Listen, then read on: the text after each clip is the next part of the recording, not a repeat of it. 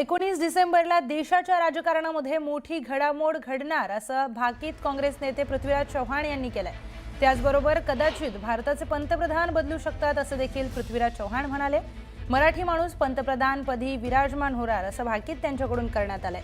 त्याचबरोबर इस्रायलचा गुप्त हे एपिस्टीननं केलेल्या स्टिंग ऑपरेशननं अनेक जण अडचणीत येण्याची देखील शक्यता आहे असा पृथ्वीराज चव्हाण यांनी दावा केलाय।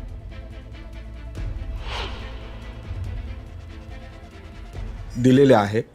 नेमकं काय म्हणायचं होतं बाबा तुम्हाला याबाबत? मला म्हणायचं काही नाही, फक्त काय आंतरराष्ट्रीय पातळीवर ज्या घडामोडी चालल्यात त्याची थोडीशी माहिती दिली मी।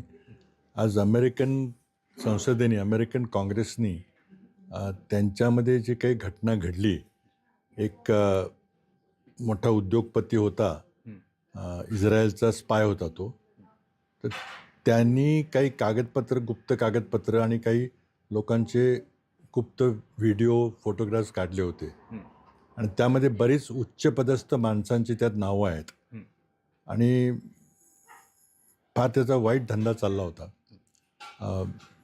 आणि त्यामुळं त्याची माहिती प्रकट करावी अशी मागणी अमेरिकन संसदेमध्ये झाली आणि राष्ट्रपती ट्रम्पनी त्याला खूप विरोध केला की माहिती देऊ नका। पण शेवटी इतकं पब्लिक प्रेशर त्या ठिकाणी अमेरिकेत तयार झालं की अमेरिकन संसदेला, US काँग्रेसला कायदा करावा लागला की इप्स्टीन नावाच्या माणसाच्या बद्दल ज्या फाईल्स आहेत त्या सगळ्या प्रकट करा। आणि त्याकरता कायदा असा आहे की तो 19 नोव्हेंबरला कायदा पास झाला आणि 1 महिन्याच्या आत ते सगळे कागदपत्र खुले करा असं सांगितलं। ती तारीख 19 डिसेंबर आहे। आता त्यामध्ये फार मोठ्या माणसांचा संबंध आहे। त्यामध्ये बिल क्लिंटन आहे, बिल गेट्स आहे, नंतर इलॉन मस्क आहे, स्वतः प्रेसिडेंट ट्रम्प आहे, त्याचे सगळे फोटो आहेत आणि नंतर मग इंग्लंडचे राजपुत्र प्रिन्स अँड्रू त्यांचे फोटो आहेत। अशा बऱ्याच लोकांचे फोटो आहेत, काही भारतीयांचे फोटो आहे किंवा संबंध, असं एक बोललं जातं, चर्चा आहे।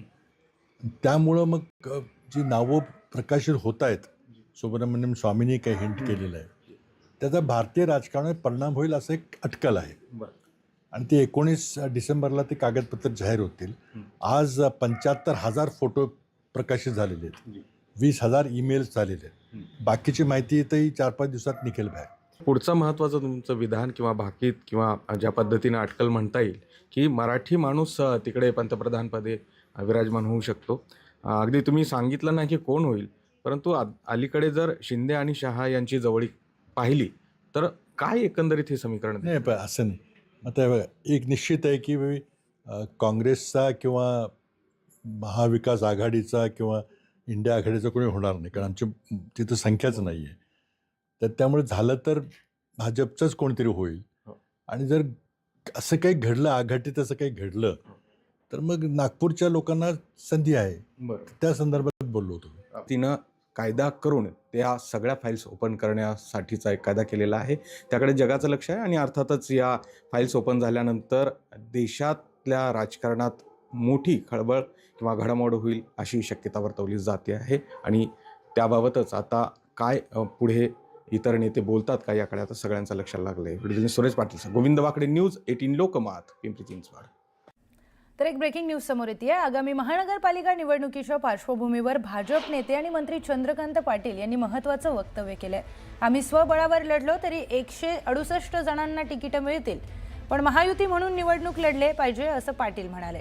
28 महापालिकांच्या निवडणुका होणार आहेत तर 2 महापालिकांच्या निवडणुका या होणार नाहीत असं पाटील म्हणाले। दोन्ही राष्ट्रवादी एकत्रित येण्यास त्यांना स्वतंत्र आहेत, बाकी कोणीही एकत्रित येऊ द्या, पण आमचा प्रयत्न महायुती म्हणून लढण्याचा असल्याचं पाटील म्हणाले।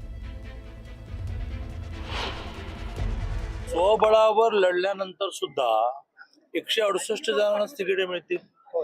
2,500 लोक इच्छुक असले तर त्यातल्या 168 वजानंतर बाकीच्या सगळ्यांना खट्टू व्हावंच लागेल। शेवटी जर लोकसभा, विधानसभा आम्ही एकत्र लढलो आहोत, त्यामुळे महायुती म्हणूनच निवडणूक लढली पाहिजे। नगरपालिकांमध्ये सुद्धा 70% ठिकाणी महायुती म्हणून आम्ही एकत्र निवडणुका लढलो। महानगरपालिका 2 महानगरपालिकांची निवडणूक होणार नाही असं दिसतंय, कारण त्यांनी रिझर्वेशन अबोव्ह 50 केलं। करेक्ट करायला लागेल त्याला. 28 महानगरपालिका हा आमच्या दृष्टीने तसा कोऑर्डिनेशनला सोपा विषय आहे. त्यामुळे आम्ही महायुती म्हणून लढू. जिथे आमची ताकद आहे तिथे आम्ही जास्त लढू. पण काही प्रमाणामध्ये त्यांच्या त्यांच्या क्षमतेप्रमाणे सहयोगी पक्षांना तिकडे द्यायला लागल्यानंतर नाराजी होईल. आमच्याकडे नाराजांना समजवण्याची खूप मोठी व्यवस्था आहे. दोन राष्ट्रवादी एकत्र येणं याचं त्यांना स्वातंत्र्य आहे. राष्ट्रवादी पवारसाहेब आणि म्हणजे पवारसाहेब आणि उद्धव ठाकरेजी काँग्रेस यांनी एकत्र येऊन यांनी वेगवेगळे लोकशाही आहे. ज्याला ज्याला जे जे वाटेल ते करेल.